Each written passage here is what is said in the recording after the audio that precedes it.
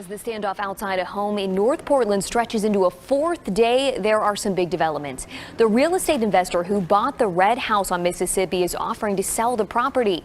We also learned the family owns a second home. KGW's Kyle Aboshi is watching the situation. He's near the home now. And Kyle, what are you seeing tonight?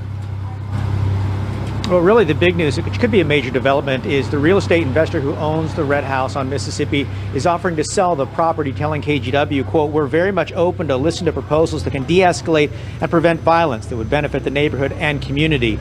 Urban Housing Development, which bought the home through a foreclosure sale in 2018, told the Oregonian it would sell the property back to the former homeowners at cost.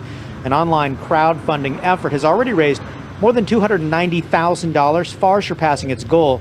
But with this generosity comes greater scrutiny of the family at the center of this controversy. Activists have rallied around the Kinneys, occupying a blocks-long stretch in North Portland, claiming the Black indigenous family is being forced from their home, where the family has lived for decades. But now we've learned there's more to the story. Property records show the Kinneys own a second home nearby with a market value of almost $600,000. We knocked on the door today of that home.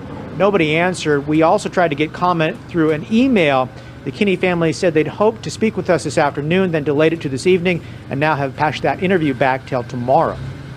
We do have a lot, and I mean a lot, of new information this noon about the Red House eviction story that's unfolding right now in North Portland.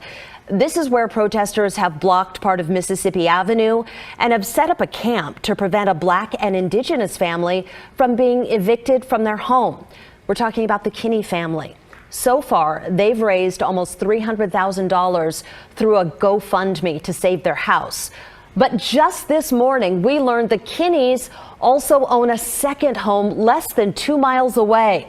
OPB first reported the news, and KGW confirmed it through property records. OPB reports family members have been living in that second home as the protest to stop the eviction at the Red House continues.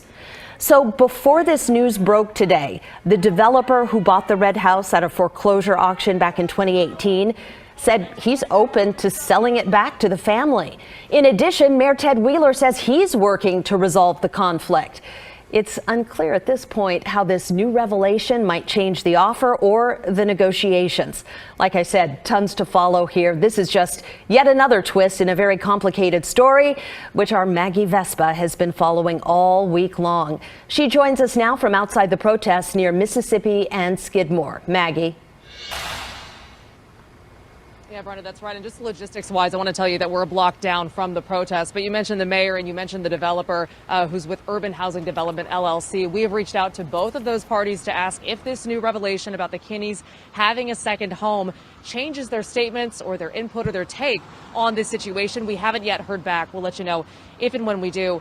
In the meantime, we do want to be clear. I mean, this situation has raised a lot of broader, important conversations about gentrification and about housing inequality, especially in historically Black neighborhoods like this one. And earlier today, we met a neighbor who's really made it her mission to document that part of this story. Take a look. Thanks for money and time. Thanks for wasting our money and time. Brianna Ibanez hit record before she really knew what was going on. The neighbors were literally screaming, "Wake up. Everybody, wake up. Your neighbor is being evicted. Wake up, wake up, wake up." I didn't realize that the campers were being arrested yet.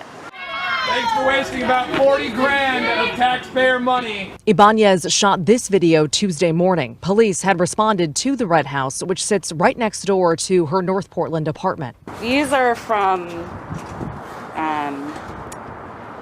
my window, essentially. Ibanez didn't know the home story at the time, but she knew the camp around it was growing.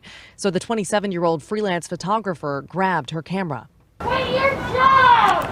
Ibanez has long been focused on documenting the struggles of communities of color. And while the story of the Kinneys is complex, the pattern of watching BIPOC families be driven out of historically Black neighborhoods like Albina hits her hard.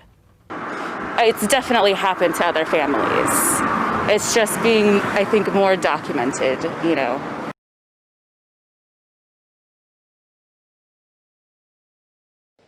Yeah, a lot of information coming in fast that I want to get to. You can see despite negotiations going on right now, barricades here on North Mississippi are still up. And I talked to a landlord who has tenants in the area, and she says, look, her tenants are really afraid right now, but they won't go on camera because they're concerned about retribution. Earlier this week, the family said in a press conference that the eviction was wrong. What has happened is inhumane, unjust. It should never happen again. This is generational displacement that happened. And they say another example of gentrification here. Many of the community members that were here then, all of their families have lost their homes over in this neighborhood. The mayor's office says they're working on de-escalation, saying, quote, this includes opening lines of communication and attempting to facilitate a resolution for the involved parties. If diplomacy and de-escalation fail, we are prepared for other alternatives because the mayor will not let an armed occupation stand in the city of Portland, end quote. In a statement today, District Attorney Mike Schmidt said in part,